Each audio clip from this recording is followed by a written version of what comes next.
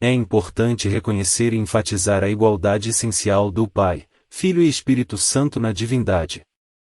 A deidade de Cristo é comumente negada por infiéis e críticos, alguns dos quais, triste e estranhamente, ainda professam ser cristãos.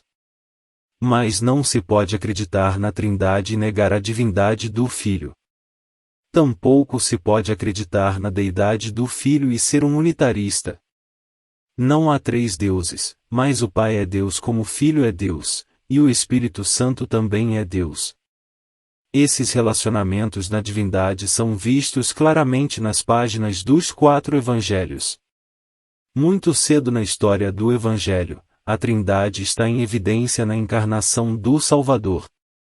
A palavra de Gabriel a Maria foi: descerá sobre ti o Espírito Santo, e o poder do Altíssimo te cobrirá com a sua sombra. Por isso também o que de ti há de nascer será chamado Filho de Deus. Lucas 1 verso 35. O Espírito Santo, o poder do Altíssimo, o Filho de Deus. Estes três estão em santa harmonia na concepção milagrosa do Filho de Maria.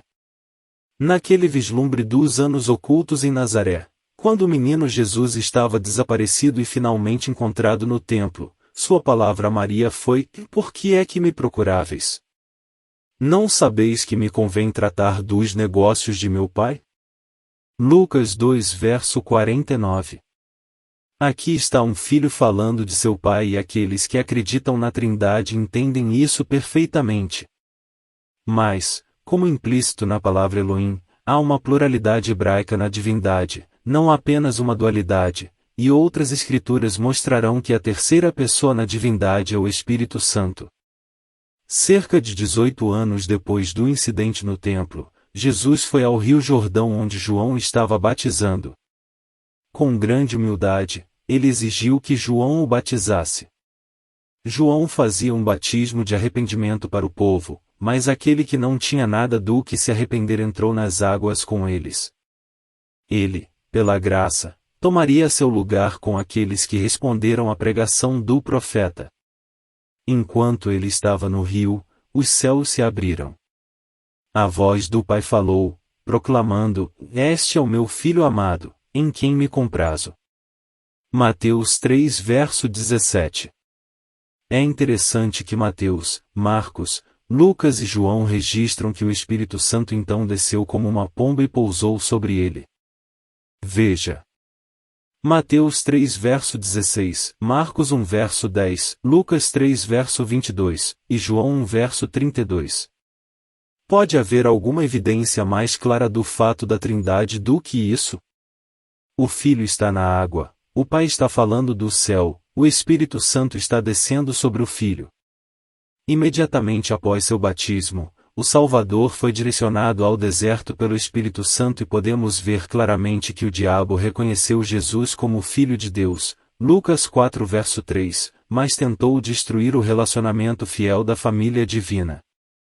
Depois de 40 dias, Jesus voltou no poder do Espírito para a Galileia. O Filho e Espírito Santo estão, portanto, juntos novamente enquanto o Pai espera silenciosamente nos céus. Foi depois daqueles dias que Jesus foi à sinagoga de Nazaré, sua cidade natal. Ele se levantou, indicando seu desejo de ler a porção da Escritura para a ocasião, e tendo sido entregue o pergaminho do profeta Isaías, calmamente encontrou o lugar que hoje conhecemos como capítulo 61. Era como se, para o povo de Nazaré, ele lançaria o fundamento e estabeleceria a autoridade para seu ministério messiânico e, como foi mencionado anteriormente, a Trindade está em evidência no versículo de abertura desse grande capítulo. O Espírito do Senhor Deus está sobre mim. Isaías 61 verso 1, e Lucas 4 verso 18. O Espírito, enviado pelo Senhor das alturas, está sobre o Filho. Pai, Filho e Espírito Santo estão juntos nesta introdução do Messias. Durante os meses de ministério que se seguiram, na Galileia, Judeia e Samaria, o Salvador falou repetidas vezes de seu relacionamento divino com o Pai, e falou também daquela santa comunhão entre Pai, Filho e Espírito Santo.